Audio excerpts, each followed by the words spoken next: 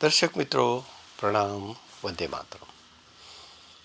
શરીરના સર્વાંગ દુખાવામાં હજી બીજું એક તેલ લખાવું છું. વિગત એપિસોડમાં આપણે દુખાવાના તેલની જ વાત કરેલી, ઘરગથ્થું, અને ઘણાના સારા રિસ્પોન્સ આવ્યા છે. ખૂબ સારો પ્રતિભાવ આપ્યો છે. લોકોએ જણાવ્યું છે કે એમના દુખાવામાં ઘણી બધી રાહત થઈ ગઈ છે.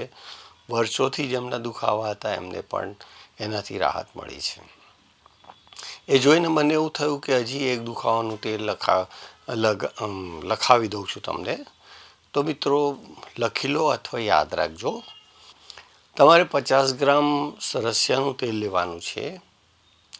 પછી એમાં 1 ચમચી ટીસ્પૂનથી થોડી મોટી સ્પૂન અજમો લેવાનો છે અને 6 લસણની કળી લેવાની છે. તેલ તપાવવા મૂકી દેવાનું. પછી એમાં થોડી અધકચરી કચરીને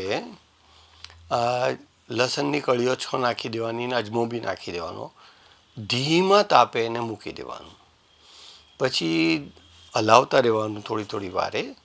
જ્યારે લસણની કળીઓ કાળી થઈ જાય, અજમો કાળો થઈ જાય, ત્યારે પછી એને નીચે ઉતારો અને પછી ઠંડુ પડે એટલે એક શીશીમાં ગાળીને ભરી દો. જ્યારે પણ દુખાવો કોઈ જગ્યાએ ઉપડે ત્યારે એ અંગો પર એને એપ્લાય કરવાનું રાખો. પરંતુ માથું, ગળું, પેટ અને જનનાંગ એટલી જગ્યાએ તમારે આ તેલનો ઉપયોગ નહીં કરવો. હિતાવહ રહેશે. અને મિત્રો ખૂબ પ્રેમથી, ખૂબ શ્રદ્ધાથી આ પ્રયોગ કરજો.